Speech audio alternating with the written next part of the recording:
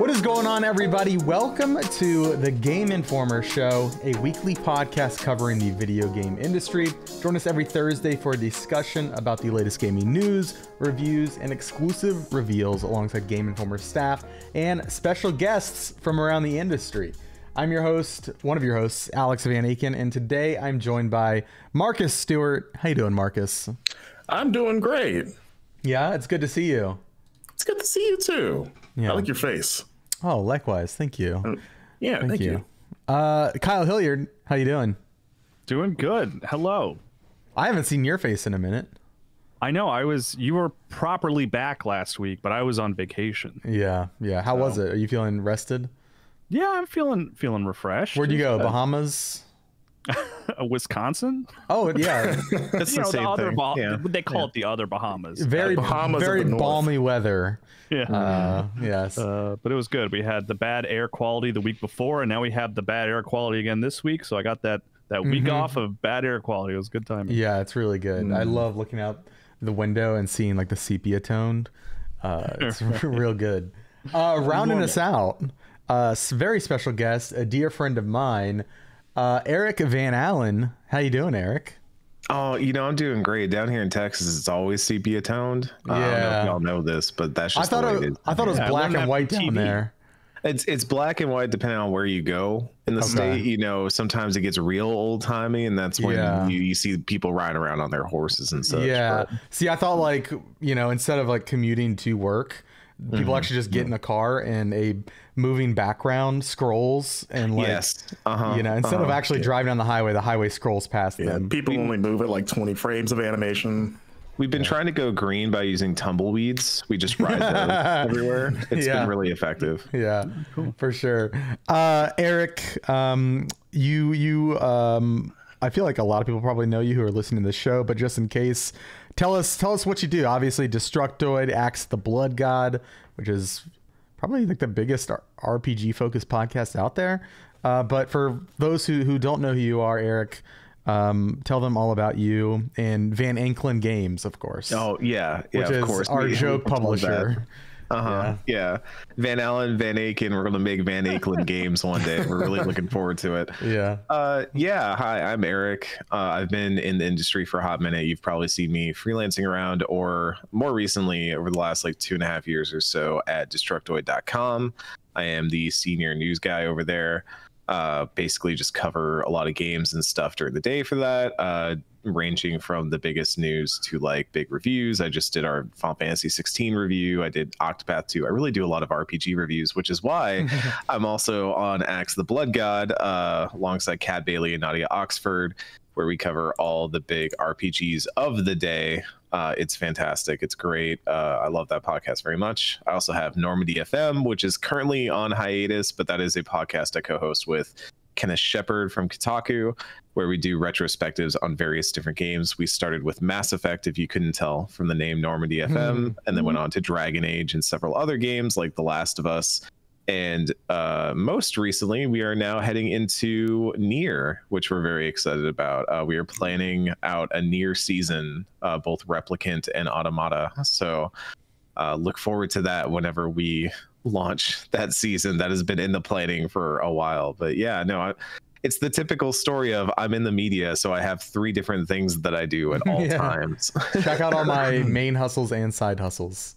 Yeah, Can you guys do me a favor and play Nier Reincarnation as well? Because I don't think anyone has, and it would be nice to hear the mobile game. So I, as a sicko, am into this idea. However, my dear co-host Ken, who already dislikes any amount of fluff in a game, be it open world or just anything getting between him and what he wants in that video game. It was a time watching him play Breath of the Wild. Okay,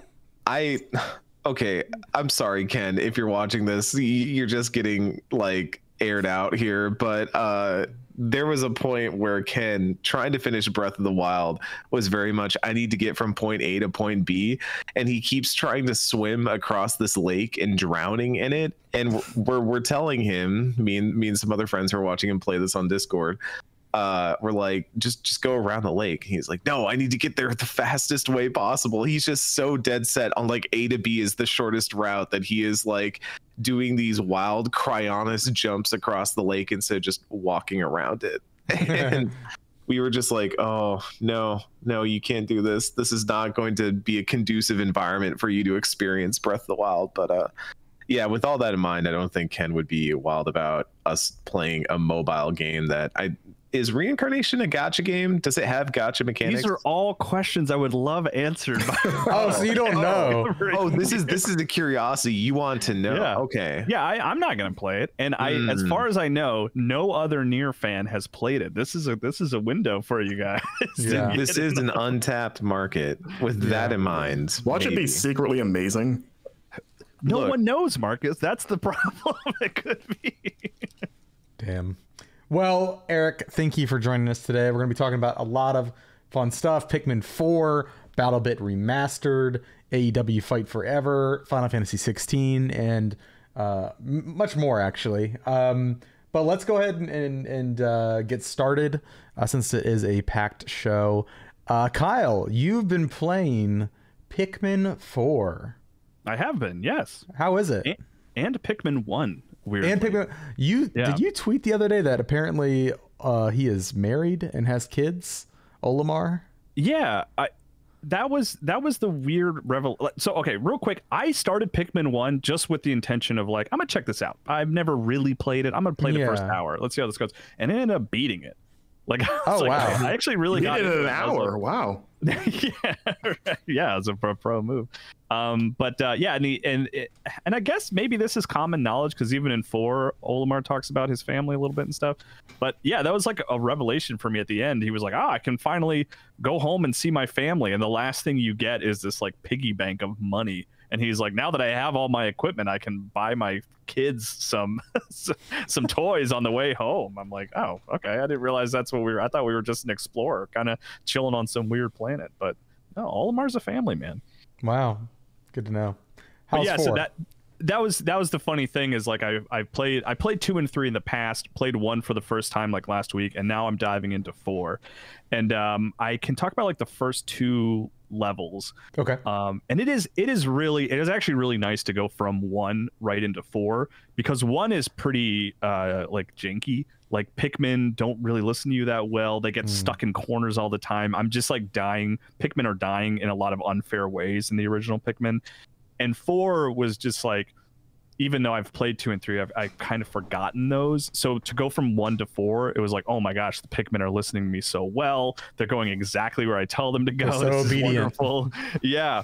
But like, yeah, like early impressions from like the first 2 areas are like, I'm really having a good time with it. It's it like, and maybe it's the sort of the me playing it against Pikmin 1 that's making me so positive, but like, sure, it just feels really good and it looks great, and you still have this sort of timer of like the days, right? Like you're only spending so much time in one area, but it seems that the larger timeline, like Pikmin 1 you had 30 days, and 2 and 3 sort of scaled back on that a lot. That's completely gone. Like you can, I have gone into levels, done one thing, and then ended the day and left and felt like fine about it. You know, I don't feel like I'm wasting time or anything like that.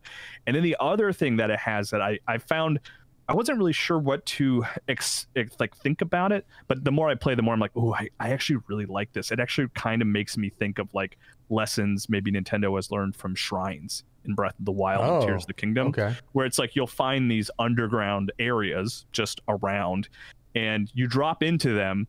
And the idea is like, just for reasons that like, it's funny in the story, they even kind of just hand wave it away. They're like, yeah, time passes slower down there. Don't worry about it. When you're down there, time passes at like 1/6 the speed, and we don't even understand why, which I think is very funny. And what they are is they're just like really dedicated little Pikmin adventures, right? They don't take super long. They're like, it's not a big open area. It's like mazes that you kind of have to work your way through and find, and like you find the Pikmin you need down there usually. So it's like you don't really even have to prepare too much. So it's like while the day is passing, you're working on things in the overworld, you can just do this little, side quest where it's just a dedicated Pikmin gameplay, and it's fun to like go around, solve puzzles, and pick up things and deliver those, and then you pop back out into the overworld, and like little if any time has passed, and you can get back to the sort of larger goal that you were pursuing before then. And those are frequent and like throughout, and like I said, they don't, I wouldn't call them like shrines, but it feels like the developers of Pikmin 4 played Breath of the Wild and were like, oh, I like having this little, gameplay section off to the side that you can go sort of interact with on your own time. Yeah, that's neat. And then Ochi is the dog, and he's great. He's cool. Like, he's cute. He follows you around, and then like at a certain point you can start riding him. And what happens is when you jump on him, all the Pikmin jump on the dog. So rather than having this like, giant mass of Pikmin following you around and worrying about if they're going to get stuck on the corners or anything like that, you all just sort of clump onto this dog, and it makes moving around like much more manageable and easier. And then the dog sort of is the same as, like, depending on how you upgrade him, like I don't even know how many Pikmin he can account for, but if there's a thing that needs to be moved that takes 10 Pikmin, you can just throw your dog at it and he will just move it on his own. So he's kind of like a really strong Pikmin that just you can ride, that hangs out with you. How does that look visually? I'm picturing just a mass of just Pikmin, like just on a big bunch of ball spiders and spider babies on top. Yeah. Does it look like he's wearing like the rainbow, like afro wig, like a clown, basically? It kind of looks. It looks like an afro wig, but just like sprouting tons of flowers. Like, it's basically his whole hindquarters is just like a mass of flowers, and then your character that you customize is like sitting on top, riding around. And I've hit a point now where Ochi learned how to swim, so now I can even just jump on his back, and like all my Pikmin will jump on his back, and we'll like cross across lakes and rivers and stuff like that. Oh, that's a good boy. Yeah.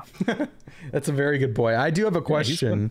You were such a proponent of Tinykin last year, and actually got me to play it, and I really enjoyed it. Does Pikmin 4 have, I guess, the same weight now that you've played a game like Tinykin, which is like a really well executed game inspired by Pikmin? Yeah, it's tricky because like ultimately Tinykin is a really solid, like surprisingly solid platformer. Like, I feel like that was the thing that when you play Tinykin, you're like, oh my gosh, this feels so good. Like, this is like such a good platformer. And then you have the Tinykins with you, which functionally are like Pikmin. You just throw them at things to carry things.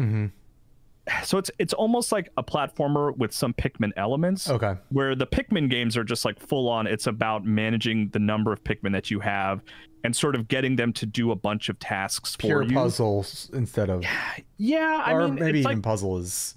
Puzzle might be too strong. Yeah, it's more about like it's more strategy, but a type of strategy that, like, because I'm not a big strategy guy. I've never really gotten into a real-time strategy game. Even like stuff like XCOM isn't really my jam. But Pikmin is just friendlier, and it's less about like I have to be very specific as much as it's like, throw 10 Pikmin over there, throw 5 over there, grab those things over there. And we'll meet up in 5 minutes and all that stuff will be delivered, and then I'll grab you and we'll go back and get some more stuff. And so Tinykin and Pikmin are very different genres. But yeah, the thing that I loved about Tinykin is it did a really good job of taking the things I liked about Pikmin and removing all the things I didn't like about Pikmin, which is like timers and like not arbitrary, but limitations to the game that like will make it more of like you have to work with the Pikmin, right? You can't jump as your character, right? Like, so you have to throw Pikmin over ledges and stuff to grab stuff for you, where Tinykin gave you full autonomy. Like, you could jump and run and glide on soap, and then you also had quote unquote Pikmin with you to help you with tasks. So yeah, like the Pikmin 4 is more in line with typical Pikmin, where it's like it's ultimately a strategy game, with some action and like puzzles, but you're not really like jumping or leaping over gaps or anything like that like you were in Tinykin. I mean, like, I've only played the first couple hours of Pikmin 4. I can only talk about like the first 2 levels so far, but like, I mean, I do think I prefer Tinykin just because that's more my genre of directly controlling a character and jumping around and doing fun stuff. Where Pikmin 4 is a different type of game. But like, I like it so far. Like, I never really considered myself a Pikmin fan, despite beating 2 and 3 and having a decent time with those. And then like last week when I played Pikmin 1 and ended up just like barreling through it and really enjoying it, I was like, I think it's time to admit to myself that I like Pikmin. Like, let's just like stop pretending you're a Pikmin fan. And then 4 has kind of cemented that already, where it's like, yeah, this is cool. This concept of having a big group of little creatures with you that you throw at your problems, that feels good, and it's got that Nintendo polish that's kind of undeniable, where everything just looks wonderful and the localization is funny and weird. I found a Game Boy Advance SP. Like, I remember seeing that in the trailer. Yeah, and like that's just fun stuff. Like, and you can throw Pikmin at it, and they take it to your little ship, and then you actually analyze it later, and it gives it a weird name. It calls it a Stone of Advancement. And like that's such a thing that I really like. That's just really charming and small, where it's like you find all these recognizable human things in the world, but then the game like gives them such strange, weird names, because the idea is like they're aliens trying to figure out what this thing is. And so at the end of every level, I do go and look through the list and be like, oh, what did they call that like rubber ball that I found, or that little canister of paint or something like that? You know? I wish I knew more of the names off the top of my head, but yeah. Very charming so far. Enjoying Pikmin 4 so far. Yeah. Awesome. Eric, I know you're a big tactics and strategy sicko. I am. Is Pikmin 4, is that a game that you're interested in? I actually love Pikmin 1 and 2. Awesome. I have somewhere behind me on that shelf there both a Nintendo GameCube and hard copies of Pikmin 1 and 2. Please don't find my address to steal them. Those are really valuable these days. Yeah. Oh no, I've got a lot of GameCube. Look, I'm low key. I've got a lot of really good games. I got that Master Quest. I've got that. Wow. I got some good stuff. I didn't let go of my GameCube stuff. My PS2, that's a different story. But I really like Pikmin 1 and 2. I never got around to 3. I forget why. I think it was on a platform that I just didn't have at the time. Wii U. Yeah. Wii U? Yeah, that's wild. Yeah, that one. Yeah, you know, who can forget where their Wii U is? Not me. But Pikmin 4, part of me is like, yes, I do want to play this. Part of me is also seeing the ways in which they are making it approachable, and I appreciate that. But I kind of want the sicko stuff for me personally. It's funny. I was actually, I'm gonna light up all the people in my life on this podcast. I was talking to my dad. My dad loved the first Pikmin when he played it originally on GameCube. And so when the Switch versions came out, I let him know. And I was talking to him on the phone the other day. And he was telling me about how he was getting the blue onion to get the blue Pikmin, right? And it took him forever, but he finally figured it out on day 28. And so day 30 comes along and he launches off into the air, does not leave the planet. And I'm like heartbroken. I'm like, oh no, my dad's going to be like, I just don't think this is for me anymore. Instead, he's like, I'm really excited now because I'm going to restart a run and go back. And now I can get that blue onion on like day 5 or however fast I can get there. And I'm like, Dad's a true gamer. But also, it just reminded me like that's kind of what the appeal of Pikmin 1 and 2 was for me, was that idea of encouraging failure as a way to kind of learn from your mistakes and continue to optimize. It almost weirdly like teaches you to speed run in a way that it's like, hey, you're going to learn how to get all these different items and complete all these different challenges, and then you're going to get faster, and then you're going to get more efficient, and now you're going to start thinking parallel, where you're like, I'm not going to spend just a whole day getting Pikmin, but I'm going to spend a whole day farming up red Pikmin while I'm taking my blue Pikmin to go get this underwater thing that I need to get. And you start doing all that stuff, and that's how you kind of get through a Pikmin game. And I'm worried that the more they lean into this sort of like, oh, like I think I missed it earlier, but there's no time limit on this one, correct? Is there no day limit on this one? As near as I can tell, there's no day. Yeah. I think they might have started doing that with Pikmin 3 too. Yeah, I again, I did not play Pikmin 3, so yeah. No, it's funny that you say that. Like and it's just a matter of like perspective and what you like about games and stuff like that. That's what I don't like about Pikmin 1, because the way it teaches you to fail is like, you're screwed halfway into this game and you have to start over, and that I don't like that. Like, that's not fun. Like, that's like, failure is so, I don't want to replay the game multiple times. I just want to play it once, you know?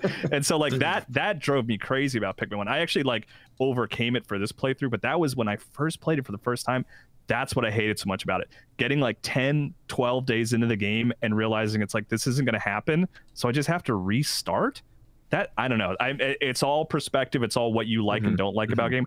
I don't want to be trained to speed run a game. I just want to have the experience, you know? And y'all are right. Like the day limit thing, I just checked this, was only really a thing in Pikmin 1. 2, I ditched it. 3, I had some weird system that I'm reading about right now that I'm sure it makes sense in terms of the game. Yeah, and 4 also does not have a strict time limit. So that's fair. It's not there more often than it's there. But I think to wrap it back around is that I would hope that a lot of the things that I like about Pikmin, the sort of like surprise punishing difficulty, the way that like I love moments where for the first time you lead a bunch of red Pikmin into water and they all die and you're like, oh, see their little ghost.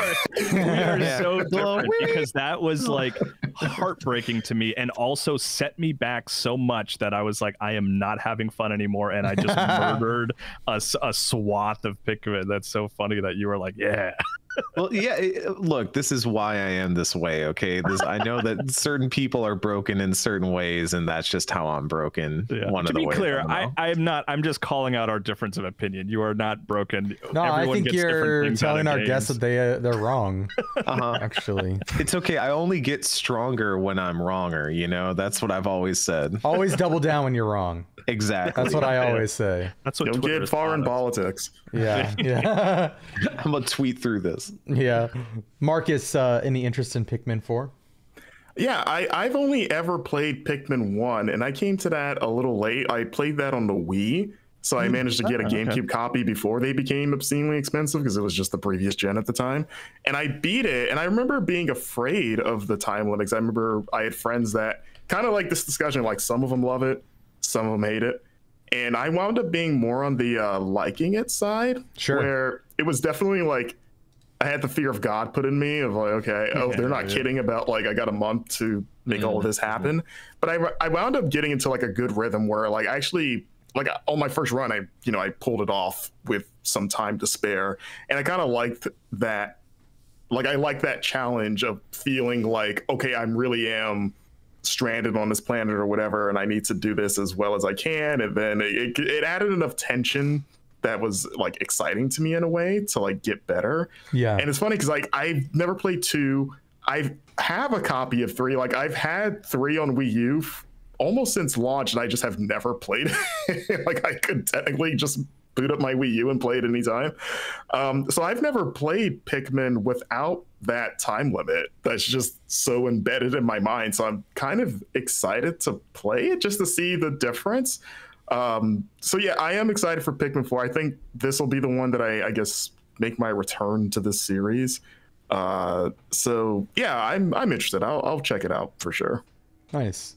Yeah, I feel like Pikmin would definitely be one of those games that I really enjoy, but Pikmin 1, which is the opportunity that I would have played the game because it was on GameCube, and I was a big GameCube head. But it came out 5 months after Animal Crossing. And Animal Crossing, number one, I could only afford like a couple games a year, and by the time I purchased Animal Crossing, it was like in the summertime, and I was still going strong on that. And so any other game that released that year on GameCube was kind of just ignored by me. So I missed the Pikmin train, and yeah, so I have a curiosity to check out 4. I like the idea of the game. I think whether or not I'll like it and its execution is another thing. But yeah, I played Tinykin off of Kyle's recommendation last year. Really loved it, and granted, I did love the platforming, but even like the little management of the Tinykin was fun, and I liked like the different unique properties that each had. So I feel like that kind of primed me to at least try Pikmin 4 and hopefully enjoy it. But yeah, good start in Pikmin 4, by the way. I can't go into detail on it, but like, okay, like you're gonna know if you want to keep going pretty early on, which is nice because Pikmin is a game that has to tell you a lot of stuff, if that makes sense. Yeah. There is a lot of tutorialization, but they do a pretty good job of it, like kind of pushing a lot of that tutorialization back and like letting you get a strong start. So that's nice. I appreciate that. Yeah. Marcus, I want to hear about the game of the week. AEW Fight Forever. Yeah, out today. As we're also, recording. Before we start, I got sent a DM while this game was still in its review period, and there is evidently a Game Informer Easter egg in it. You know, I didn't want to, because I was like, this isn't going to sound like bragging, but there's a very good chance that I'm directly responsible for that. Because a couple of years ago, I interviewed Aubrey Edwards for like a big feature, because she's like pretty much the most popular referee in AEW. She's been there since day one. Actually wrestled her first match not terribly long ago. But she also used to be in the game industry for like 10 years prior to wrestling. Like she worked on the Scribblenauts franchise for a while, which was like the focus of my feature, was like her career in games and how she transitioned to wrestling. And she did, I'm not working this game directly, at least as far as I know, but she was involved sort of in it. So like, and we had her on the Game Informer show too. I don't know if you remember, or if you were on that episode. I don't think I was. So between that and then talking to Kenny Omega earlier today, I'm like, did I do this somehow? Because why would they reference us? Basically, there's a joke in the game where you go to a restaurant in Minneapolis, and the restaurant is called Grub Informer, and they serve Juicy Lucy's, because, you know, it's like the Minnesota thing. So yeah, it was definitely like a okay, that's funny. But yes, AEW Fight Forever, a game that has been in development almost as long as AEW has been a company. It was announced in late 2020. AEW broke into the scene in 2019. And the big thing about this game that they've been shouting from the rooftops since it was announced was like, hey, remember No Mercy and like those old WCW games, like those Aki developed games that everyone to this day still holds as like some of the best wrestling games ever made? Yeah, we're going to do that, you know, which is a great selling point. I've always wanted something either like that or just more arcadey in general, because, you know, the WWE games, especially the 2K games, are like okay in their own right, but they're very simulation heavy and the control schemes tend to be pretty dense. They've gotten better with those with the last two games that they've done, of like scaling back on that a bit to make it a little bit more pick up and play friendly for, you know, to its benefit. But I've always just wanted like a real competitor in the space that just did something different. And, you know, AEW being the perfect sort of brand for that, because in real life, they're like the first viable competition to WWE in North America since WCW. So for them to sort of like, hey, we're going to take that same approach of like being the direct alternative in video games. I will say, so my review is up. I gave it a 6.25 out of 10. And a lot of that score on the positive end is pretty much for the gameplay, where I think it does, for the most part, succeed in that promise of making a fun arcade style experience. Like, it feels so much more pick up and play friendly. It doesn't feel nearly as dense. Like, all you got to do like a big move is grab a guy and hit an attack plus a direction. You're going to do like a suplex or something cool. The combat system's based more on momentum. So like the more damage you do, you build up a finisher, and you unlock your signature or your finisher. And you can only have one at a time. You're not storing like 5 of them like in some WWE games. So it's like, and then you lose it if you take too much damage. So it sort of encourages you to stay on offense. And then if you start getting the crap kicked out of you, then you're like, oh, the finisher I just worked so hard on is gone. And then if you're the person like taking away people's finishers because you beat them up so bad, it feels real good. And hitting finishers is easy. Like literally you just like flick the right stick and you just do a finisher. And you're like, oh, perfect. Like this feels so much snappier. And like the pace of the matches just feels faster, and matches can go quicker. There's no like weird mini games for like pinning or submissions. You just like mash the buttons, which is what I've always preferred, because one, it's more fun, and also to me it just feels more true to like the real life product. Like stopping a ball in a little meter, it's like that doesn't feel like wrestling. Yeah, I will say, so like the gameplay feels pretty good. It's not without some hangups. Like I think some of the opponent AI is hit and miss, especially in tag team matches. Like whenever I did a tag team match, I never tag in my partner because they're AI controlled and I don't trust them. So it's like basically a handicap match, and they're lucky to be there. Then the game. One of the biggest problems I have with the game is that even though it plays really well, it does a really bad job teaching you how to play it. There's no tutorial, like a formal tutorial doesn't exist, which is a problem because I think one of the best things WWE games and really fighting games as a whole recently have done really well is like onboarding players with like in-depth tutorials that just guide you through like, here's all the important things to know and why you would want to do it. The WWE 2K this year, you know, like you don't even, the moment you boot up the game for the first time, you have to finish a tutorial before they even let you do anything, which is to its benefit because again, there's a lot to sort of like keep in mind. And this game, even though it's simplified, there's still some important things like targeting multiple opponents when you know you're facing more than two people, or like even things like like exiting the ring or going over the top. Like there's a move list that teaches some essential stuff, but it doesn't teach everything. And then the only alternative to that is like there's tool tips that pop up when you do something for the first time or you're about to do something. So like, oh, I'm going to play a triple threat. And then a little text box goes up saying, hey, you're in a triple threat. Just so you know, this is what this match is, which as a wrestling fan, that's not helpful. It's like, yeah, I know what a triple threat match is. But like, it doesn't teach you like, well, how do I change targets? And like, it sets to auto targeting, which I'm going to say right now, if you're playing, go into the options and change the manual because the auto targeting is just terrible. Like it does a bad job when you're like, I want to look at this guy right now, and then you kind of have to like shuffle yourself in a way where you hope that your head will snap to that person, otherwise you're gonna be beating up somebody else that you don't want to beat up. So just go change the manual. And then the tooltips aren't even really consistent, especially in the story mode where, like, I'm going to keep bringing up targeting because it was such an issue, but like I played multiple tag team matches in a row, which is again, since there's two opponents you're facing, I need to be able to switch to one or the other anytime. And then it didn't tell me how to do that until I got my first like fatal 4-way. And then it was like, oh, this is how you target. And I was like, oh, what about all the like 3 tag matches that like I need to know that for these? Why didn't it pop up for that? So there's going to be a lot of bumbling around a little bit. But as much as I enjoy the gameplay, I think everything else in the game just feels really underbaked and just shallow. And it's just, there's just not enough there. You know, I should point out that this game has a $60 price tag.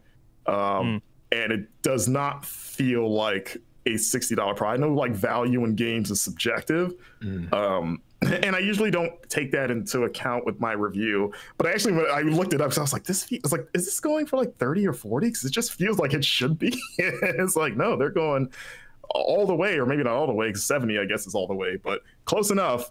So like, there's not a ton of modes, not a ton of match types. There's like singles, tags, triple threats, fatal 4-ways, ladder matches, no cage matches, so no blood and guts. The only AEW staples are like Casino Battle Royale and Exploding Barbed Wire Deathmatch, which they do a pretty good job of recreating. But other than that, the only other real diversion are these weird mini games that they have, where like there's one where it's like a Simon Says rhythm game where you're just like following prompts as Pentagon is dancing, and then you got like a row of wrestlers trying to match his movements, and it's like whoever does the highest score wins. There's one where you're outside of like 4 people are outside of the ring, and there's gas barrels in the ring, and you've got propane tanks, and you're just throwing propane in the ring, and you're trying to see who can blow up the most tanks. This is like realistic, actually. This is the most realistic part of the game right here. That's how real wrestlers train. Yeah, if you watched Dynamite last night, they did this. But yeah, it's just weird stuff like that it's like kind of funny, but also once you do it once, you'll never want to do it again, basically, because it's like, why? Because they're not like great. And so like that's there. But other than that, the only other big mode is a story mode called Road to Elite. And even that's probably maybe one of the most disappointing packages. Is like The idea is you play as either an AEW wrestler or your creative wrestler, which we'll get into that in a little bit.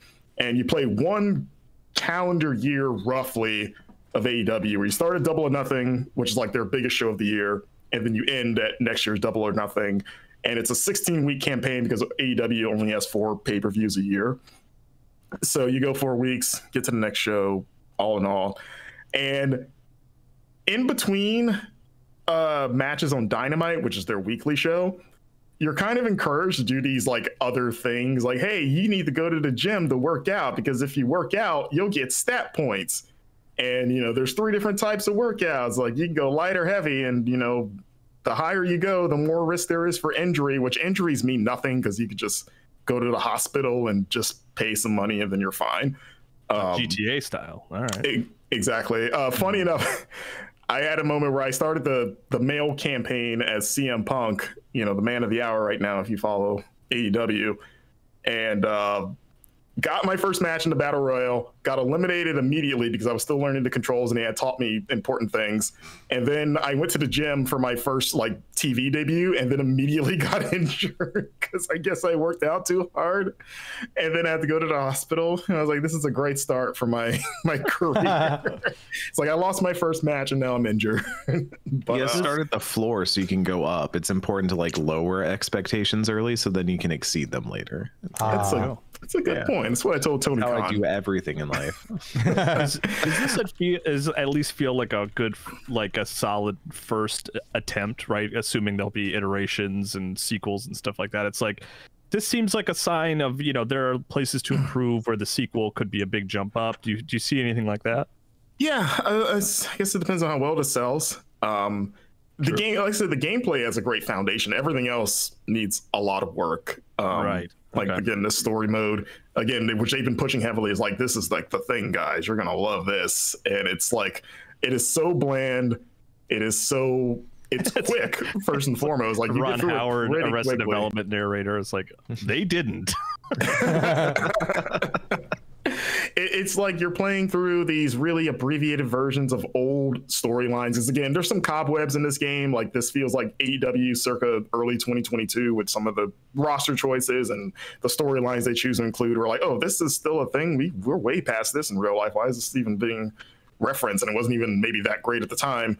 And also, one of the weird things that was like upsetting was the women's storyline, if you can call it that. So like, I played as CM Punk, got through the story, started a new one as Ruby Soho to see how it changed. And for the first month, you're playing like a women's division centric story where like I won the women's title on my second night. And then you're fighting women and I defended the title. And then immediately after the first like pay-per-view, it defaulted back to the male storyline, where I was only wrestling the men, because in this game, they let you do intergender matches for everything, which is cool. Even though it's probably because the female roster is significantly less than, like, there's 13 women in the game, including Aubrey Edwards, who's a referee, and there's like 36 guys, and most of the DLC characters are guys. Like, there's only one new lady coming. So you're like, that's weird, especially because there's plenty of women in AEW they could use. But yeah, the story mode just goes, oh yeah, you get it's like a bait and switch. We're like, oh yeah, women's story, here's guys, and then just kidding, you're gonna do all the man stuff again. Like, same storylines, same matches. Like, I never wrestled another female again after the first few weeks, and with no explanation as to like, is there a reason why I'm only doing this? I became the male world champion by the end of it, which is what happens regardless. And it still said like male world champion on it too, so you could be like a double belt holder at that point. I was a triple belt holder by the end, because the only other belt you can compete for is the FTW championship, which, fun fact, is not even a recognized championship in AEW. It's kind of like a gimmick belt. So instead of using the other belts that are legitimate, they picked that one, which was a weird choice.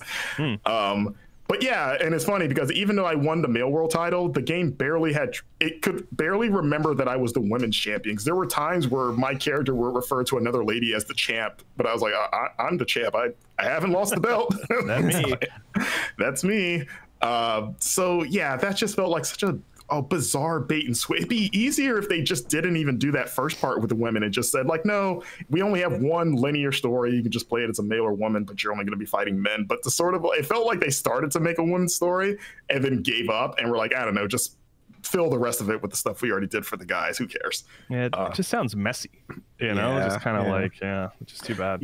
Yeah, and outside of that, the creation stuff isn't great. Like the creation suit is so bare bones. There's no like, I'm not expecting all the bells and whistles that the WWE 2K has when it comes to creating a wrestler, which, you know, is for a lot of people the most fun part about wrestling games, because they tend to have the most like robust character creators of like any game series out there. Like people spend so much time either recreating real life wrestlers or like characters from other fiction or just weird versions of themselves.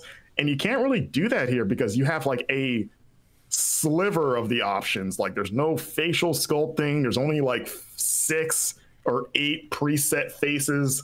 So everyone's going to look pretty similar.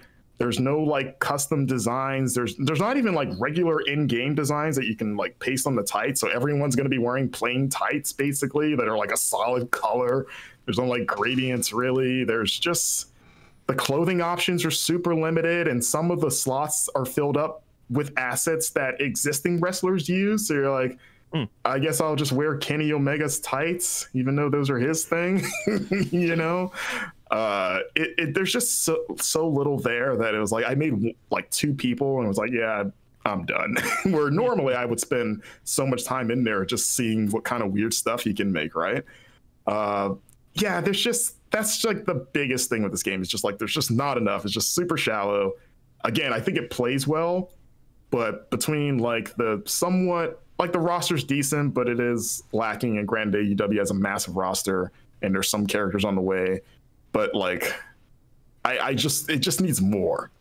They have they've nailed mostly the gameplay promises they were going for, but everything else just has to catch up to it. Fair enough.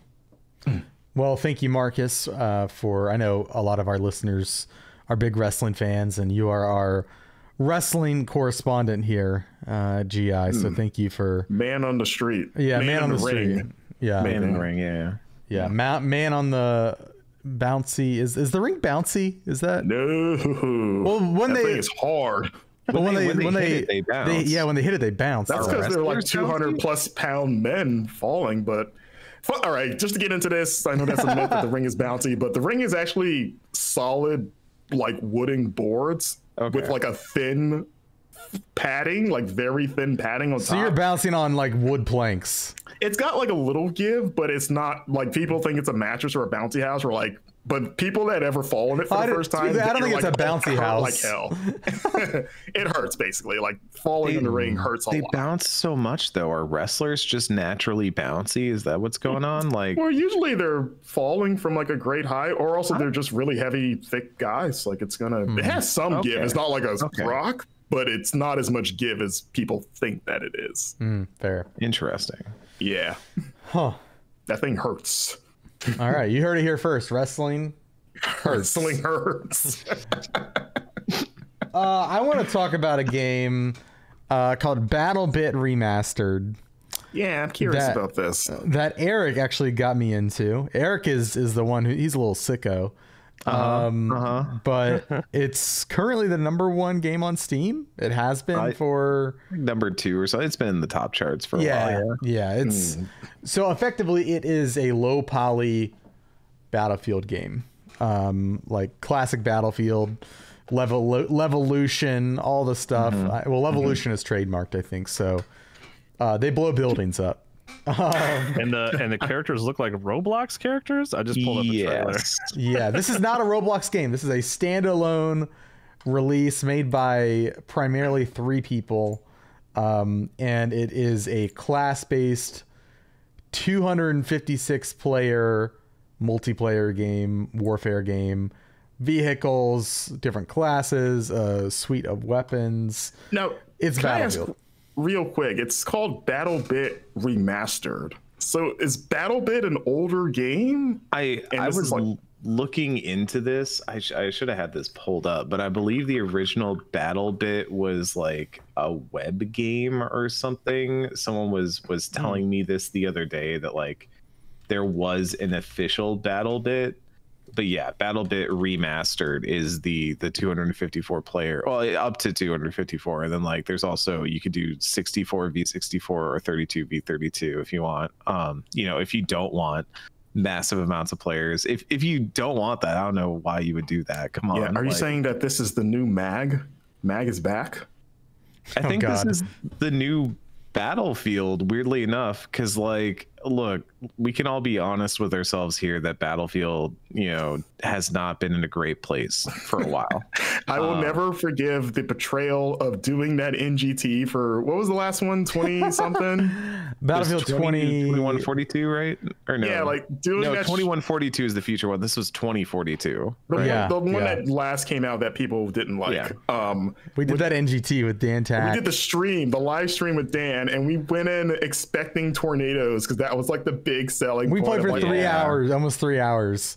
Not a single tornado. No tornado whatsoever. We were just doing like me dying basically and Dan laughing, but we just got no tornadoes, and I'll never forgive them for that. So like, look, I will be the first to tell you that I did enjoy the tornadoes, but I think the real appeal of BattleBit is its simplicity, and I don't mean that just in terms of it being like a Roblox low poly thing. I mean that it's just a battlefield. Like, you just hop in and you load up and you pick your class and your loadout and you start running around and capping points and shooting people. And when you shoot enough people with your gun, you get like new sights that you can load on, new attachments, new gadgets. It feels very Battlefield 2. It feels like I've been warped back in time to all those hours I put into Battlefield 2 of just leveling those guns up, unlocking stuff for different classes. There's no right now, the only transaction you can make aside from buying the game is buying a supporters pack. So you can buy an extra thing that's just cosmetic if you want to support the game. But when I boot that game up, it's not like, here's your battle pass, here's your daily quests to undertake, you need to play 3 matches as recon and, you know, destroy 2 enemy equipment with this. And I wrote about this on Destructoid, but like, that was weirdly freeing to me, because I am genuinely at the point where I get really sick of seeing any multiplayer game do battle pass stuff, because it feels like every time I log onto that game, I have to do chores. I have to do busy work in order to like justify the time that I'm spending in that game. So I can't just open Overwatch and play a couple matches and call it a day. If I'm playing Overwatch, I need to make sure I'm doing my dailies so I get the things that I need for battle pass progression so I can get closer to that skin I want. And having a game that's just like, look, go do stuff in the game, you'll get points, you'll level up, you'll get more stuff for it, and when you're done, just disconnect from the match. You don't even need to wait for the match to end, just bounce when you're done with it. And it's so freeing in a way that I don't remember shooters being for such a long time, that I've been really enjoying it. And then the game's good too. Like, it's got that Levolution stuff. I love playing the RPG class, the engineer, because I'll see a bunch of dudes in a house, I'll hold up and they'll be shooting from the windows and stuff, and I'll be like, oh, okay, and I'll shoot a rocket at it and just like blow a hole in the building, and now they're all exposed and my whole team is like firing in there. But then we take that building, and then 5 minutes later we're trying to hold it against somebody. I'm like, what jerk put a giant hole in the side of this? Oh, that was me, I did that. Okay. There's also some kind of new twists that I don't remember Battlefield ever having, where you can, based on your squad points, because if you've never played a Battlefield game, yes, yeah, the 128 player team is divided into like 25 squad, like I don't know the exact number, but mini squads, and like a squad is like 8 people, up to 8, I think, or around that number. Up to 8, something around there. Yeah. And so the better your squad does and the more things you do, you get squad points. And in this game, you can use that to call in air support. You can use it to purchase sandbags to like set up. Like, let's say you are holding that building that has a giant hole in it. You can like fortify it with, and like I think anybody on the team can do it. Yes. And so like you can kind of have like this like on the fly cover system. It's definitely not like it's not like Fortnite. I don't want to paint the wrong picture. Like, it's not like you're building all over the place, but like you can put down fortifications that give you an advantage based on if you use it effectively. And that part's really fun. Battlefield 2 had some similar ideas where you would have a commander character. I do remember the commander. Yeah. That commander could call in stuff like supply drops and things like that. So you do have some things there like that. This does feel a little bit pared back in some interesting ways, to be clear. They don't have parachutes in this game right now, which normally you'd be like, wait, Battlefield game, no parachutes? So the only way to get out of a helicopter safely is the pilot has to drop rappel lines for the infantry to come down on. I don't know if this is an intentional design choice or not, but I actually think it's brilliant, because if you've played Battlefield any amount of time, you know that helicopters will just kind of like crop dust an area, and then like guys will just jump out and parachute down and all that. But now the helicopter has to kind of like pause over a point, and everybody has to rappel down, and then everybody gets out and the helicopter takes off. And that like moment of tension right there, right? It's like Black Hawk Down or something like that, where you have that moment where like people are kind of rappelling, the helicopter's having to like sit still, and you just know like one dude with an RPG in the right aim could just like wipe them all like that. I don't know Dana Brooke from a hole in the wall. If you don't look at this. What just happened? I'm sorry. That was coming through the mic. Sorry, something. I don't know how that happened. Honestly, I'm sorry. Like playing an appropriate sound clip or something. And it's not inappropriate. It was just like I'm saying, like you found some like soundboard that was like, I'm gonna execute this as a punchline at the end of this discussion. I was looking at a trailer. I was watching a trailer for this game, and then I accidentally clicked some like related video. No, I pulled up a BattleBit trailer too. I haven't touched this at all, to be clear, but it looks like, and you guys please confirm for me, that like the sort of polygonal sort of visual identity of the game looks like it makes it run really smooth. I was gonna say that, like, it looks super fast. Yeah. It runs buttery smooth on my computer, and obviously it helps with, it's 127 on 127. Like, there's so many like people on the field at any given time. If you are playing like the highest player count, that like having that is really appreciated. But I've never really had too many. The only time it stutters for me is when I open the scoreboard for the first time in each match, because then it's like, oh, we got to open up a lot of data all at once. It's like opening the largest Excel spreadsheet you've ever seen. But then besides that, it runs really smooth. I found it feels very fair. Like there's a lot of times you'll get kind of picked off by a sniper from a ways off, but everybody can pick each other up in this game. There's a lot of good ways for teams to kind of cooperate and work together, hold a building like we were the other night, yelling at that one dude to turn his flashlight off, because you can play day maps and night maps as well. So there's day and night variations of each map, and we were holding a building at night, and it was. And to be clear, this building was almost like half the building was open face at this point. Yes, it was being destroyed while we were inside it, and we were trying to like shoot out of the windows to try and take out this enemy force that was encroaching on us from all sides. It was great. There were times where like one person was on the staircase just like blasting people that were coming up, while other people were poking out of the windows. I was and sniping trying to shoot distant enemies. I had a rocket and was trying to like take out some of the dudes in windows across the way from us. Jesse Vitelli, Prima Games, friend of the show, specifically screaming. I mean, all of us at one point were, but at one point he was screaming, "Turn your flashlight off!" And then Eric goes, "Jesse, that's your flashlight." Perfect.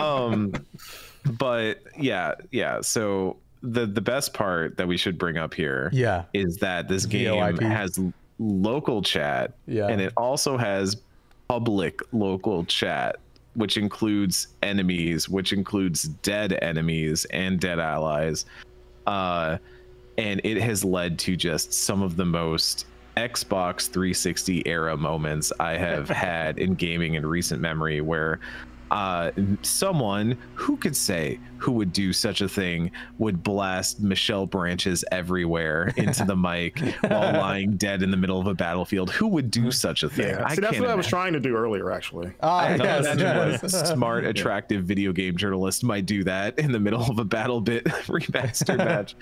But it's really fun. And I will also say, I know like people hear Xbox 360 open voice chat. Yeah, that brings up some other things come to mind. And I will say, in my experience, there's like every time you load into a match, there's a thing where you say like, I agree to not like say any hateful stuff, to like be a chill player. And I've also noticed both cheaters and like people, you know, saying bad stuff in chat or in voice just getting ban hammered in the middle of match just immediately like that. So I've been surprised. That's on the community, I guess, right? It's a little bit on the community. I think moderators are also pretty good, and they're also pretty like quick to render judgment, especially if it's obvious. So I'm guessing they probably have some sort of like decent stuff for tracking that. But it's been really nice to see. And also I think, weirdly enough, it's not like Final Fantasy 14 levels, but I think the community is on a level of like, we're enjoying this slice of this era and we don't want to ruin it by having someone just jump in and be a jerk. So there's a little bit of self-policing going on as well. Like last night we were having some weird diatribe about this dude who was like, oh, me and my wife just don't get along anymore and stuff like that. And people were like, it's okay, just stop talking to people, it'll be all right. And just like going in weird directions on text chat and all that while in the middle of a battlefield. Keep this in mind. Stop talking to people. Yeah, no, it was that weird like I'm sanitizing a bit of this for the GI show, but it was going in all kinds of weird directions, but it stayed like largely wholesome and fine, and nobody was like getting out of pocket. So it was really nice to see that like there's a level of the community wants to have fun, wants to meme and joke around and stuff like that, but doesn't want to like take it too far. I wonder if the presentation has anything to do with like sort of engendering a more like chill feeling, because like looking at it, like I'm not a huge Battlefield guy, I'm not even a huge multiplayer shooter guy, but like looking at it is like, oh, I want to play this just because it looks goofy and dumb, even if it is channeling the same sort of like chaos of Battlefield. Like just looking at dumb little like Minecraft looking dudes shoot each other just makes me laugh because of just how absurd it looks, and it automatically feels more inviting, and it makes me not take it as seriously, I guess, right? Or it's like, it's just like, look at what we're doing right now, like look how dumb this looks, guys. Like just calm down. This isn't like hyper realism where you're like, oh my god, like I'm in Iraq fighting terrorists and this looks like no, it's, I mean, it's like effectively like a bunch of kids smashing Legos together, you know? It's like that I actually like a lot. Like it makes me want to check this out more so than like a hyper realism version of this, or just like any given Battlefield. Yeah, like another game that might have come out this week. But I really love the local voice chat stuff.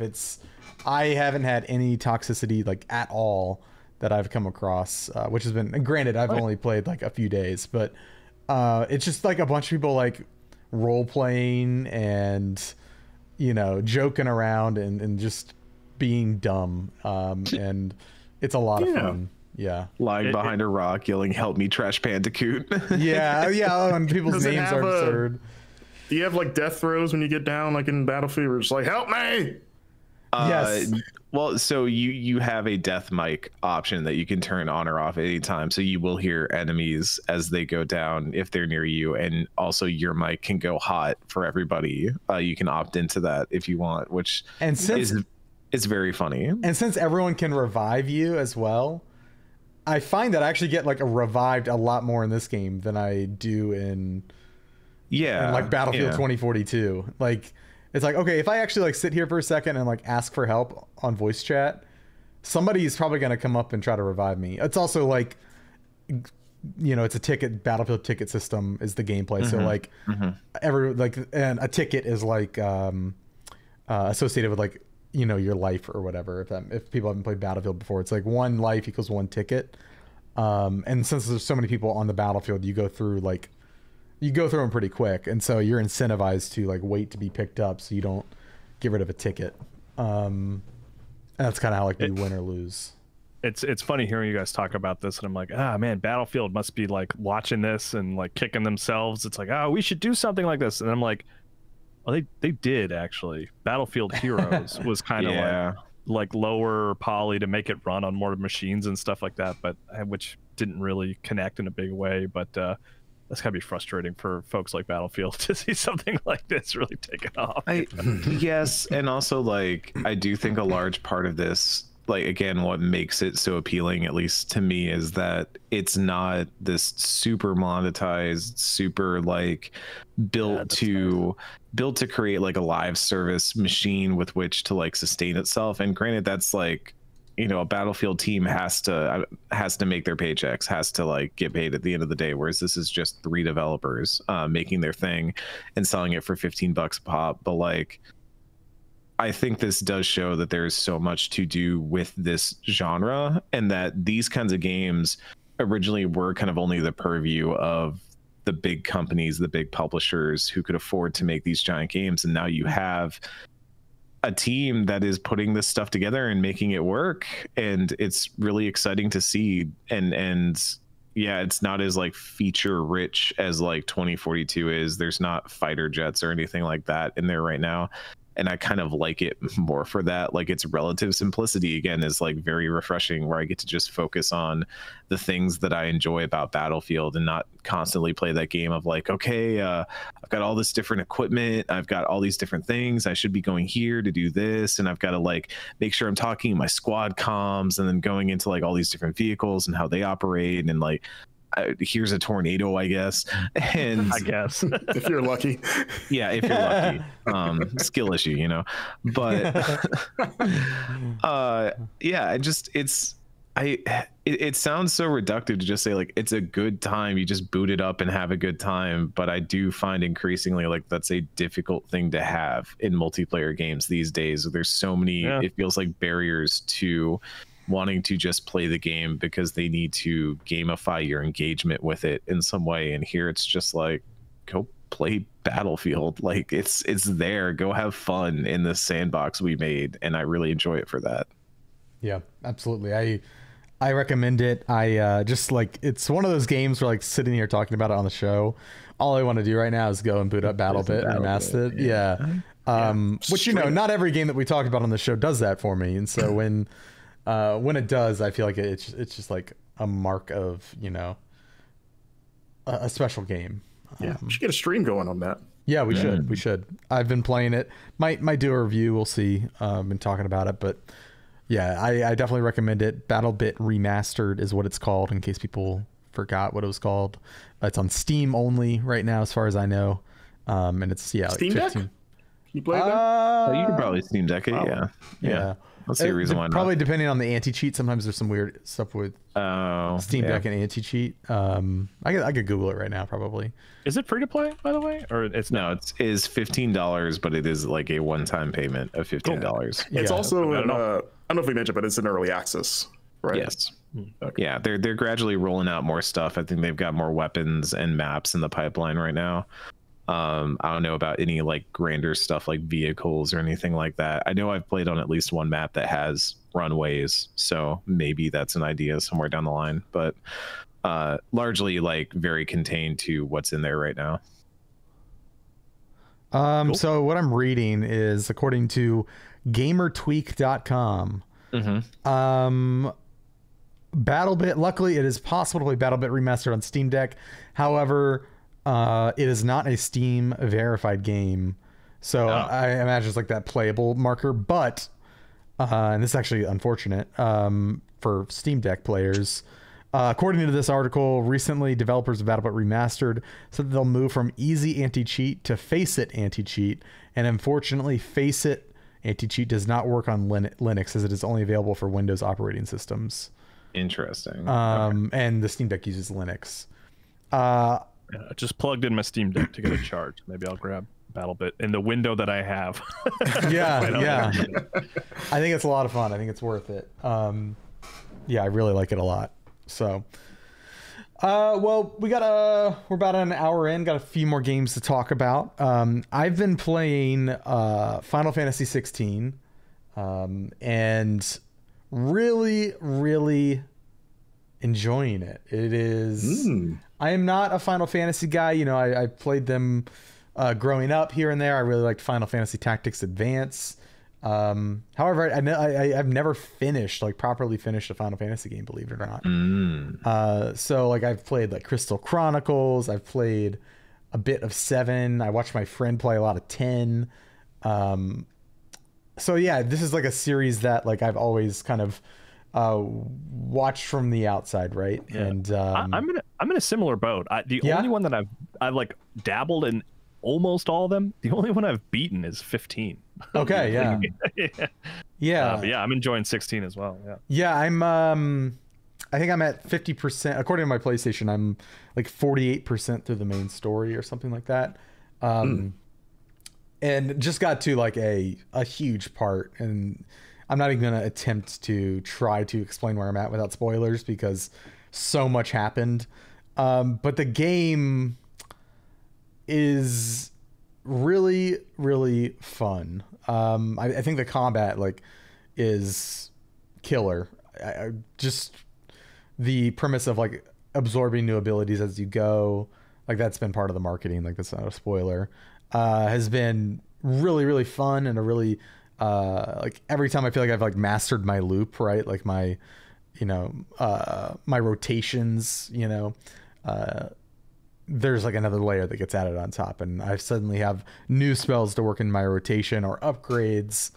But most of all, the story is just like has really captured me. And I mean, that's not to say it doesn't have its shortcomings, because I actually think there's like several shortcomings with the game's story, but like overall, like I feel like it's paced really well. Like as I like yesterday, I was playing through a section that was like after a pretty big part, and it was like kind of a lull, like kind of like slower pace. I was like, I kind of want this to pick up again. And it's like, as soon as I said that, the next quest is like ramps it up to 11, and is like the most bombastic part that I've seen in the game so far. And it's just like a gauntlet of revelations for the story. And now I'm like, oh my God, like I got to play this again. And I think at this point people know, especially, like the time, there's like a time skip at the beginning of the game, right? I don't think that's a spoiler at this point. And just like the way it frames its story through moments like that, really allows it to like breathe, I think, and like not so much worry about like it does thing that games a lot of times do not do, where a lot of games will, we've got to go to that building or that town that's way far away. And in some games it's like, okay, you have to like physically walk there every step of the way.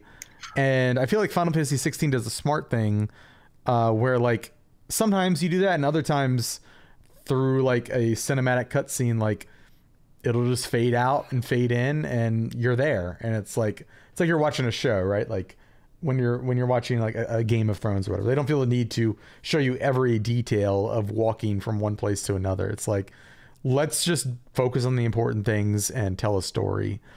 And Final Fantasy 16 does that really well, and doesn't, as over the top as it is in the way it frames its story. I feel like it adopts like some subtler methods that like movies do or like filmmakers use to like tell a story, whereas a lot of games just fall into the trap of like over explaining things. And not that it doesn't do that in certain aspects of the game, it's just I really like it. Well, the video game medium, like the advantage of video games is like you can just live with a character in the way that you can't with a book or a movie. And like sometimes that's great, but I'm with you. I appreciate it here that they're sort of like prioritizing the narrative and being like, you don't have to spend all your time with Clive. We'll show you the important bits of Clive's life, you know. Yeah. And then maybe there'll be some combat mixed in there. They also don't, at least as far as I'm played, you're probably farther than me at this point, but like they don't spend as much time with like exposition. And I think a lot of that is like that active time lore system is there to fill in a lot of the like backstory and that context and stuff, to where you don't get the often annoying thing where like someone has to explain to a character about like some big event that character should be aware of just because they live in that world, but because they got to relay it to the audience, or like, no, here's what happened in the Great War of the 873. You know this, but I'm going to tell you anyway. Yeah, I think that's huge. The way we all talk about American history arbitrarily, when we're having discussions. Yeah, that's actually a huge point, Marcus. Like, I think that is why I'm still playing this game, because I think oftentimes I do get bogged down in the exposition and like my eyes kind of glaze over, and I'm just like, I just want to get to the next like actual story beat or the next sequence so I can play the game, and like I'm smart enough to figure out like context clues and stuff like that. Like, you don't have to feed it all to me on a spoon, right? And if you do forget, you're an empath. It's easy. Like, if you do forget any finer detail, like just hitting the touchpad brings up the thing. You're like, what's that? I forgot what that battle was again, and then it's there, and you're like, okay, that's all right. Now I'm back on track. Exactly. Like, or which is a duchy of this thing. I didn't have to Google what a duchy was, because I was like, I've never heard this word. Yeah, we did too. Yeah. I mean, Charles wrote a great feature about the active time lore system and how it's his favorite part of this game, and he hit a lot of these same notes, saying like, it's just such, the story is great in its own, but the few times that you might go off track because you just forgot a face or like a relationship, you just hit that button and you're like, okay, I'm back on track. Okay, continue. Yeah. And you don't need the game, like the characters, to tell you that. I will say I have hit a part in the story that like I'm like, was this needed? Like, I felt like it was doing it had a really tight story and like a lot of threads and interpersonal conflict. And then like I reached a point last night where I was like, oh yeah, this is a Final Fantasy. I hit a point last night where I had that, or like maybe not even like this is a Final Fantasy. This is like an RPG or a JRPG. Like, and I don't want to spoil it. That can mean a lot of things that I think I know where you're at, or I think I know what you're referring to. Not specifically, but just like the style of like, in like perhaps like an escalation. Yeah, and I don't want to spoil anything, but I'm like, I don't think this was needed. I think you could have not done this. You're like, this is a thing now. Just as riveting. But I haven't seen how it play out. We'll see. But so I'm a little curious how that's gonna. Yeah, I'm curious how it will play out. But overall, so far, I think I'm probably 15 hours in, and I'm just mainlining the MSQ. Are you doing any of the side stuff? Not really, unless it has the like plus sign. Yeah. Right. What was that acronym you just used? MSQ, baby. That's a 14 term right there. Yeah, I story quest. I listened to. I'm in Discord with Eric and people that play 14 a lot, so I've heard the term MSQ. I figured I'd add it to my lexicon. It's around fancy terms. It's a good phrase. The MSQ is the main story quest. Yeah. So I don't plan to really. I really just, partially because of all the games that are out right now, I really am just like mainlining this thing. You're missing out, man. I mean, I saved the idiot that was being attacked by crabs. I saved him too, actually. But I thought that was tied into the main story. I don't know. Maybe there's another side quest where a guy gets attacked by crabs. The good side quest is the one with the dog. That one in like right where you get to Oriflamme is really okay. Like with Torgal? No. Or if you don't know what I'm talking about, then you know what I'm talking about. It's some like Full Metal Alchemist type stuff where you're just like, it gets like dark. That could also go. So yeah, I guess I could go based off location. I just finished Oriflamme. Yes. Yeah. For listeners who might have already been there, that's a great. I could have just said like location, because they're all proper nouns that nobody knows anything about. That's how I've been saying it. So like Dhalmekia, I am now in Dhalmekia. Yeah. I think. I will say, like, that is one of the moments of the game where you can really tell that Creative Business Unit 3 worked on that game, because they, for those who don't know, that is the team that also works on a lot of 14 stuff, and a lot of the Heavensward and Stormblood team has overlap here in 16. And there is a part where you get to Oriflamme, and it's like, some stuff is going to happen. You might want to like wrap up what you're doing and be ready for like a lot of things happening. And there's infamous moments in Final Fantasy XIV where they will say, once you do this, several cutscenes will play in sequence. We recommend setting aside time for what's in store. Might want to get a sandwich. There's a very infamous plot twist that happens early on in 14 that happens like after you have encountered that. So it'll be like several cutscenes are going to play in sequence. That usually means like stuff's going down. Like there's some stuff that's gonna happen. Yakuza does that too, and I really appreciate that, where it's like you're playing something at like midnight and it's like, hey, just a heads up, this next section is going to go pretty hard, so like you might want to say this for tomorrow. And I'm like, yes, thank you, video game. I appreciate more that. video games should do that. That's a really nice thing for video games to do. Yeah. Well, the PlayStation 5 has those cards. I feel like that was like a big selling point when they announced the PlayStation 5. Where it was like, it's like you can see how much is left in this section, and I was like, that's a great idea. I've never intentionally looked. I always see it in passing. I'm like, oh, okay. Yeah, seemed a great idea in theory. That I just, in weird, like it's practical application, I'm just not finding myself using it, strangely. Yeah. I just want to shout out Sid. Sid's the great. man. Sid. One of my favorite video game characters in a while, I think. I love him so much.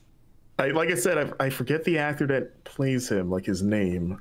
I think his name is Deep McVoicey. Is that his name? I'm sorry, Too Deep McVoicey, I think is his name.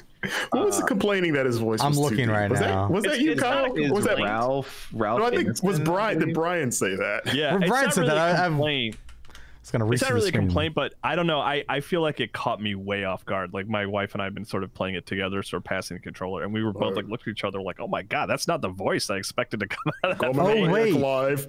Eric, did you know this? I know you love this movie. He plays.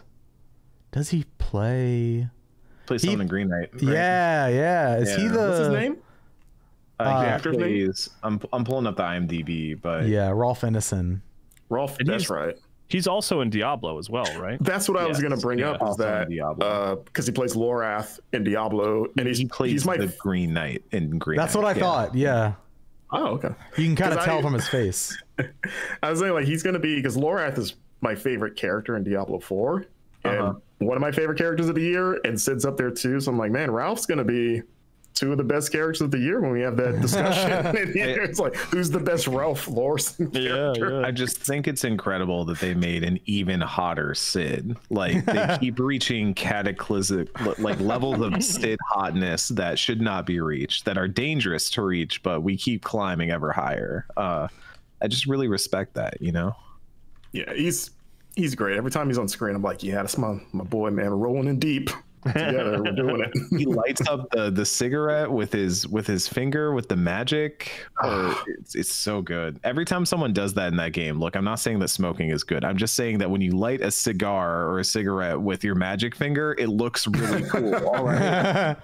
It is true. It does look great. Anything else before we move on? No? Okay. I want to talk about, I'm sorry, I'm hogging the time today. I really want to talk about a game that I only started playing yesterday morning, I think, and I've already put 5 hours into it. It's called Friends vs. Friends. It is a... Okay, this is a... That's what they called the Civil War originally. Oh, yes. I'm gonna throw a lot of things at you real quick, okay? A lot of similarities to other games. So... Neon White, Call of Duty Gunfight, The Simpsons, Gunfight. Or did you say The Simpsons? The Simpsons. Okay. That's because Blake joined the Discord that I was streaming the game in, and he was like, "Is this The Simpsons?" And I was like, "It looks a lot like The Simpsons, Blake." So it is effectively it's a multiplayer shooter. You can either play in 1v1 modes or 2v2 modes. And the central mechanic at play, well, FPS mechanics, but the central system at play, rather, is a deck builder where you are similar to Neon White, like your cards that you are playing,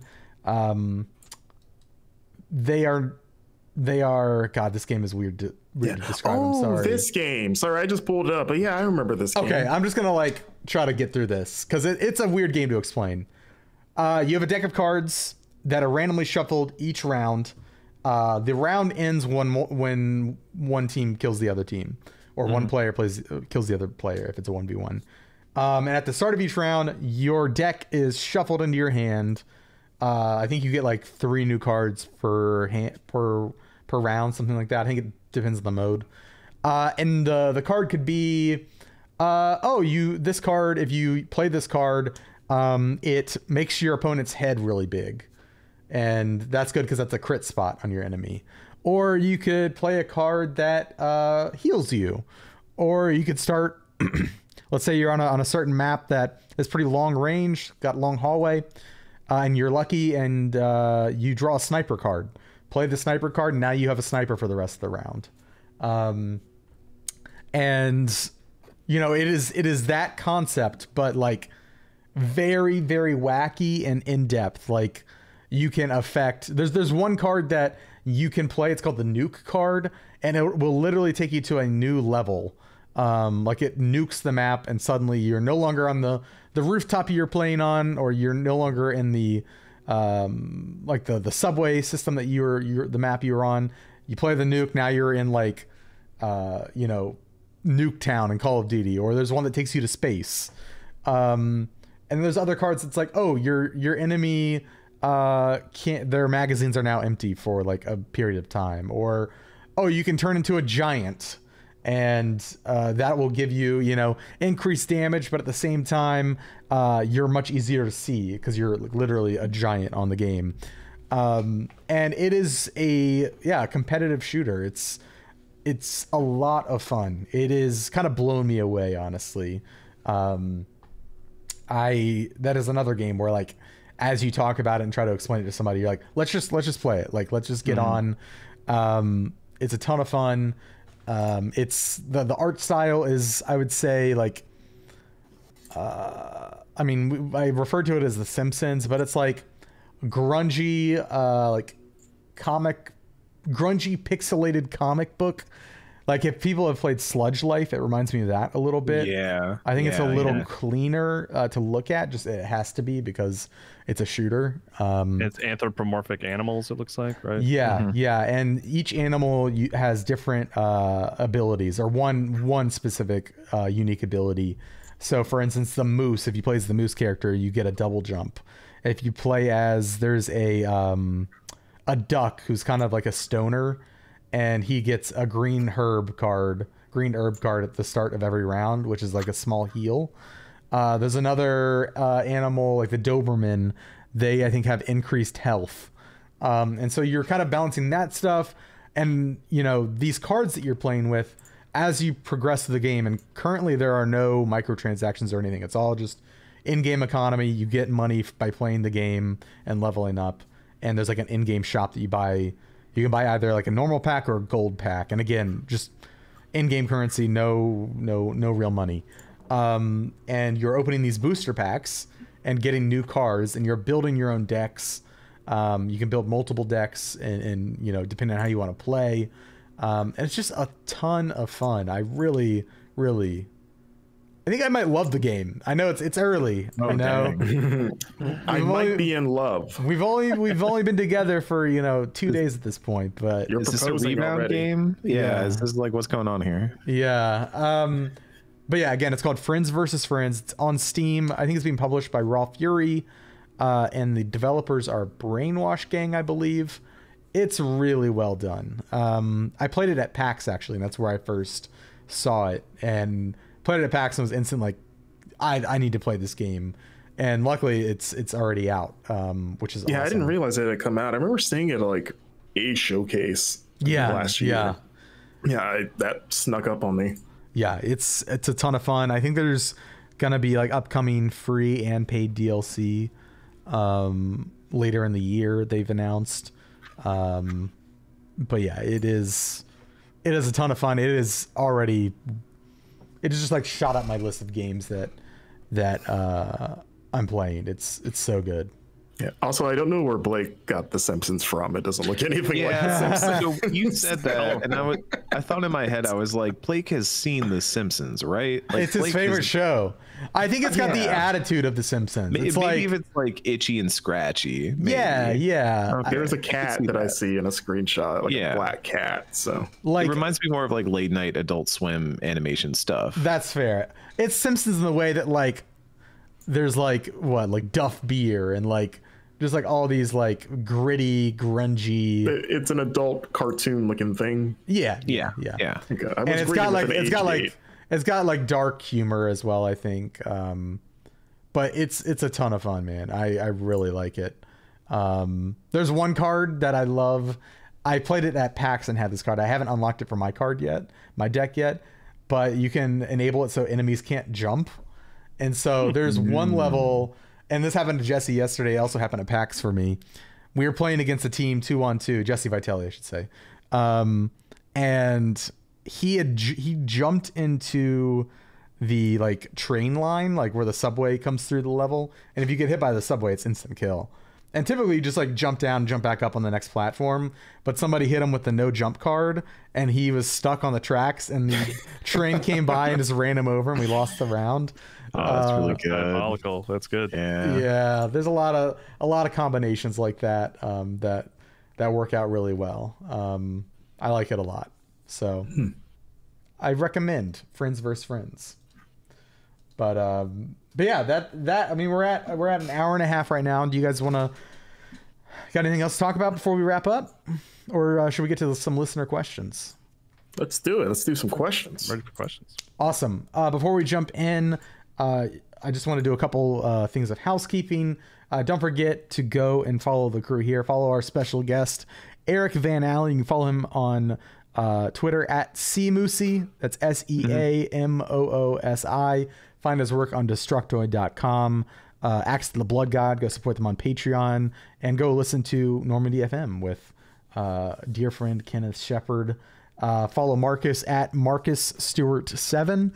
You can follow Kyle at Kyle M. Hilliard.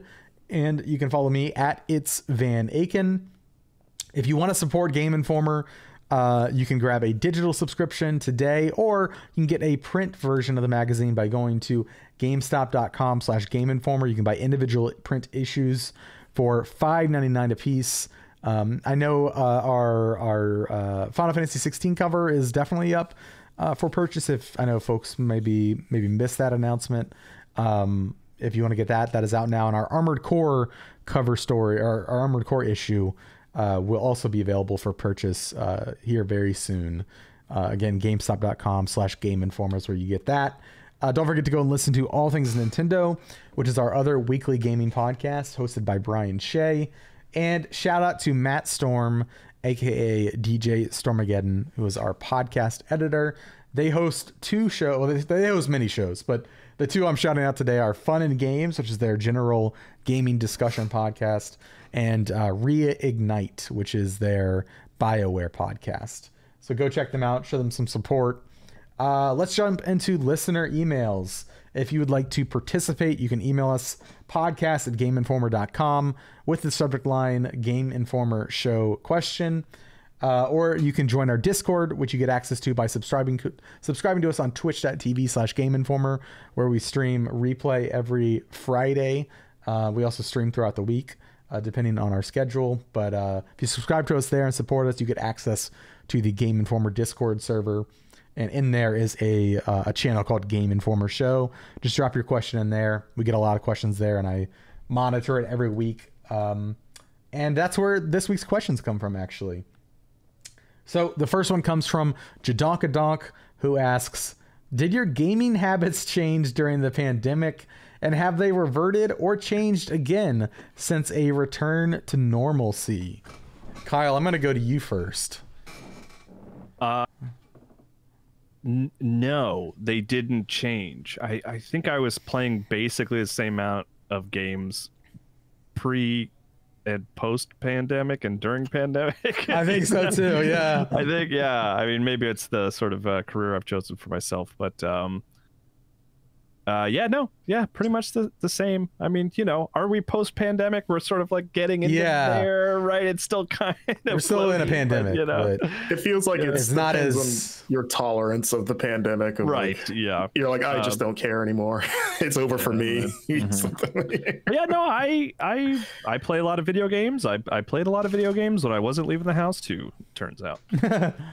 Yeah, I play a lot more games now, mostly because I now work at Game Informer and I got hired during the pandemic. But like personally, I don't think my gaming habits have changed too much.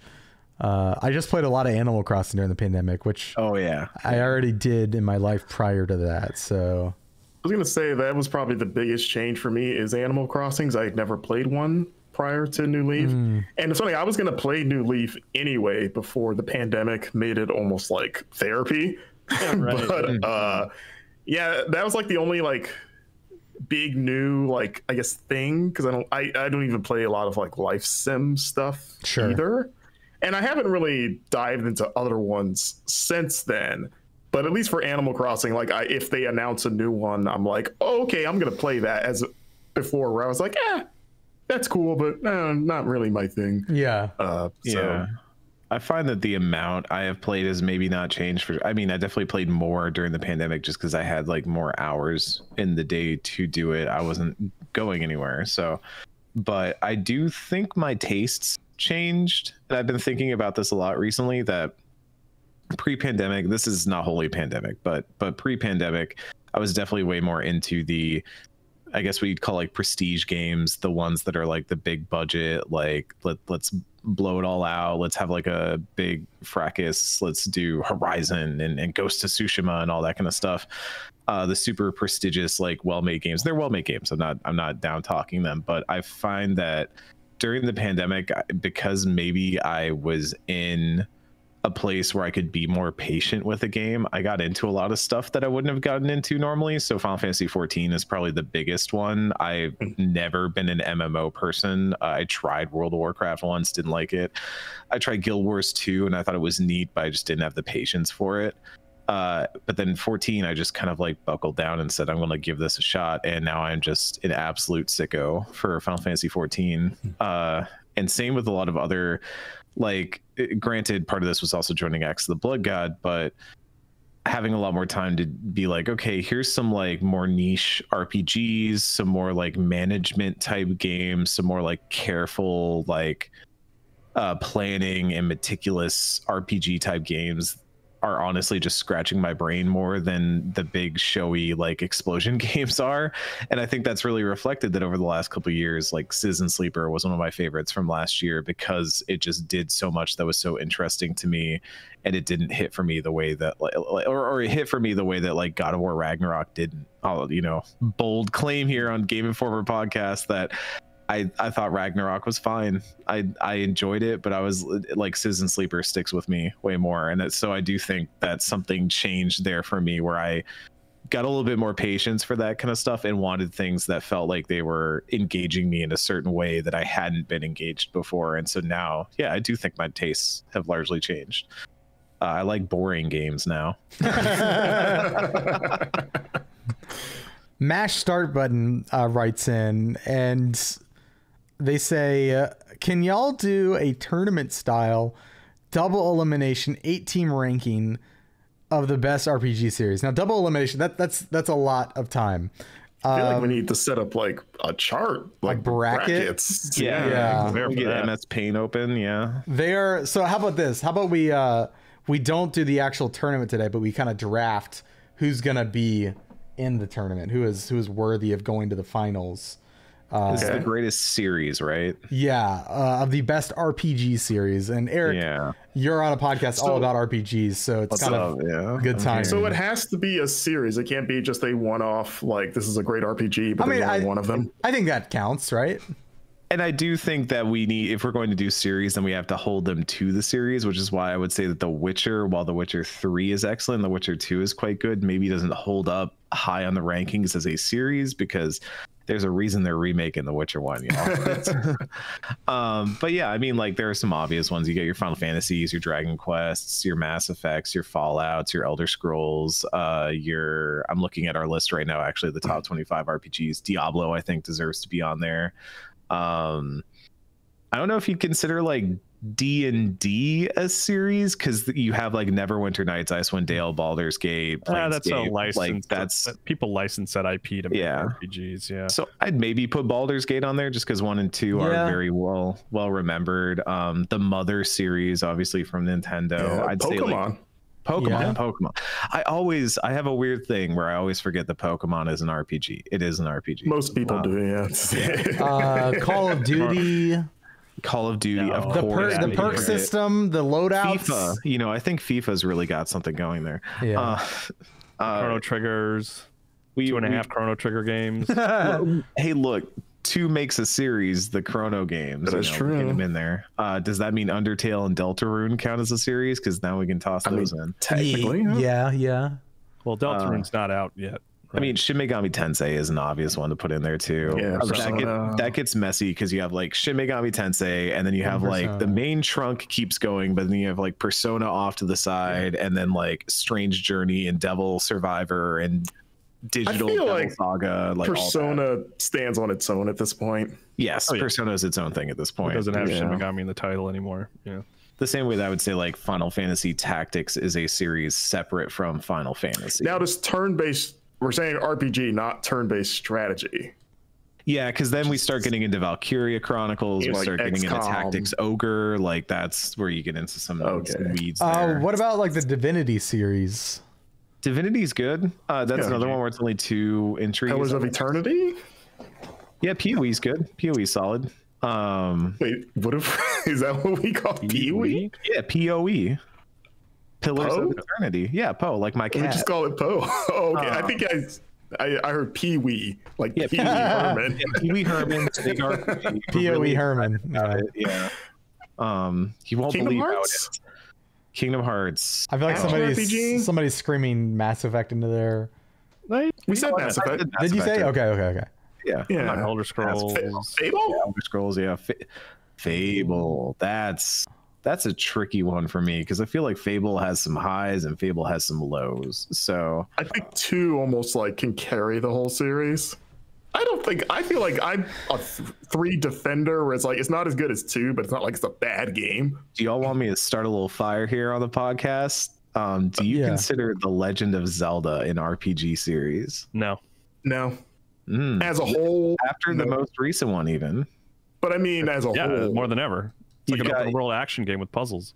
It's an overworld action game where you can pick items up and fuse them to get bigger numbers, where you are actively upgrading your equipment with progression in the world, where you are having to adapt to the environment, where you are building a party. Spoilers.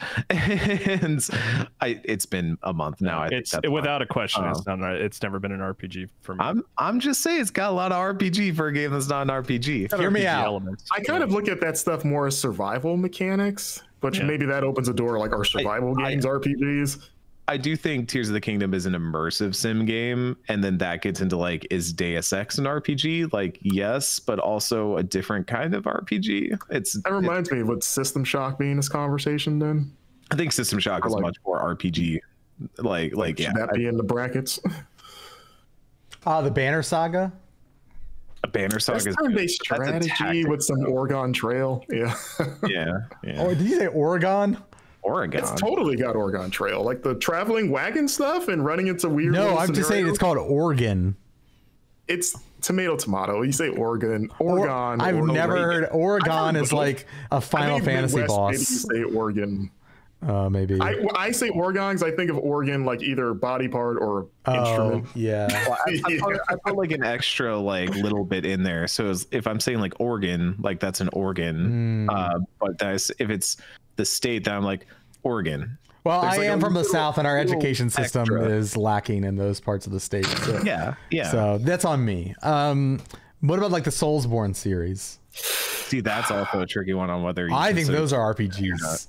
I think some are a lot more RPG than others. Like I think Dark Souls specifically, if we leave it to those 3 games, they Elden Ring. I think Elden Ring is the Yeah. most RPG of all. You're of them. upgrading individual specific stats. Yeah. Which you are also doing in The Legend of Zelda. You're expanding your health and your endurance, but you're not upgrading your sort of armor and your, you know what I mean? Like it's not You're upgrading your armor in Zelda. Well, Yes, you Breath of the are. Wild, you are, but individual like items. I don't know. I just am really like.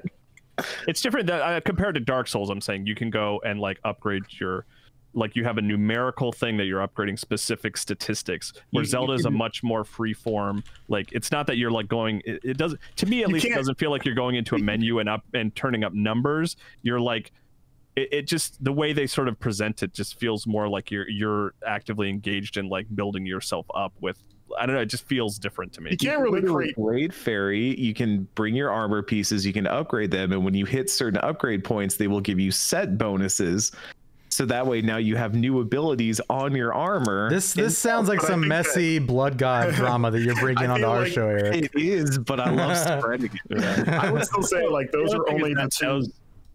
I was just gonna say the other thing is those upgrades are totally optional and not required for progression. So they're just fun bonuses where like in Dark Souls, like I mean, unless you're like if you're a masochist and you're actively trying to make the game more difficult for yourself, the sort of mechanics of the game are upgrading yourself, you know? Yeah. Plus, those are only the 2 most recent Zeldas. Like the vast majority of the series does not have any of that stuff. Zelda 2, baby. Zelda 2 is an Oh my god.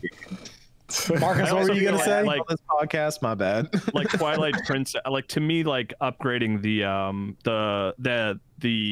the suit in Tears of the Kingdom for skydiving, right? If you upgrade that suit all the way, you no longer take fall damage while you're wearing that suit.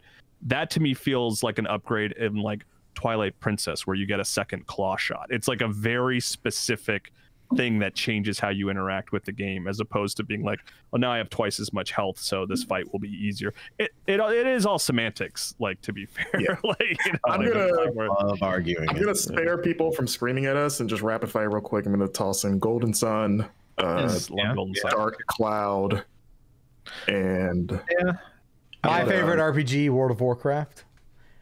There's plenty of expansions that are full games. Are MMOs? MMORPG. Yeah, I guess so. I mean, I guess it's in the name.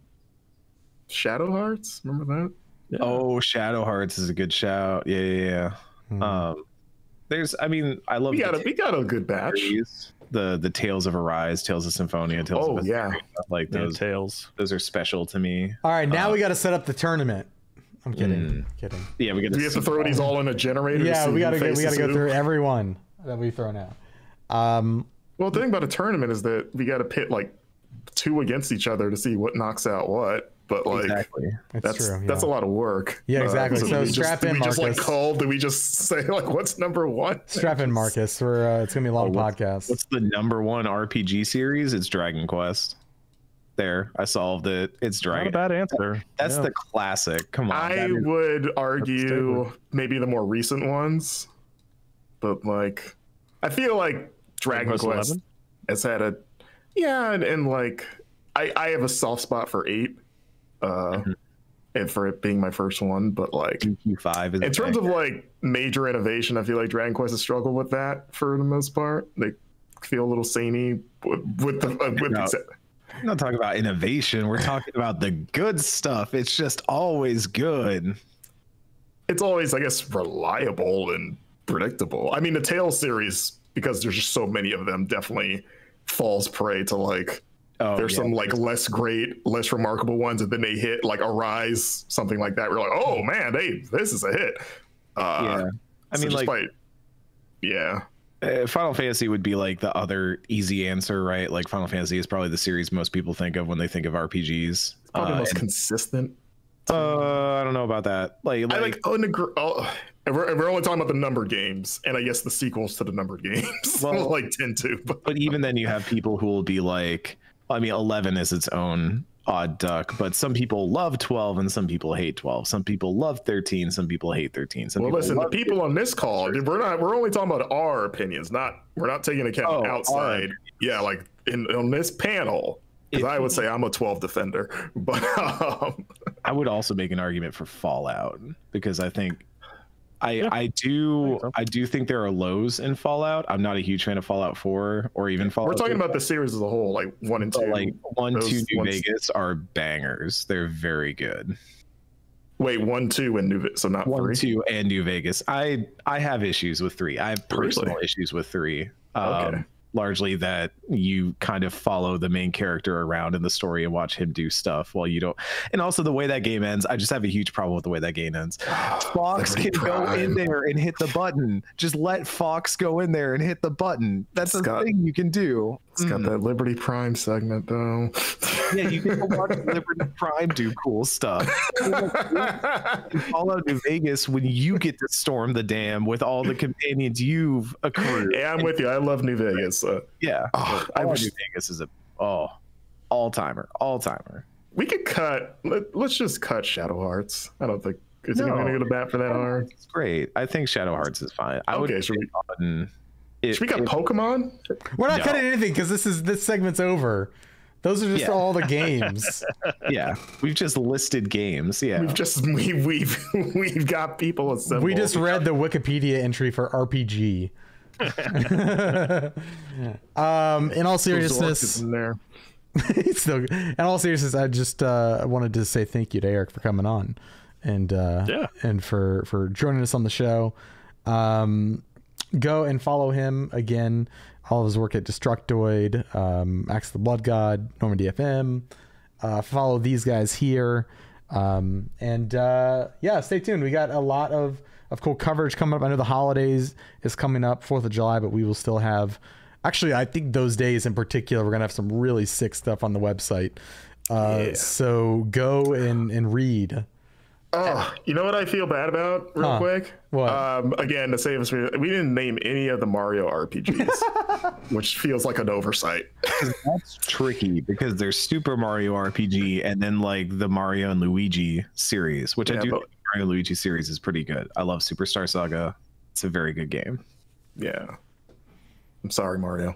Paper Mario. Jeez, Mario. I think Mario's doing just fine.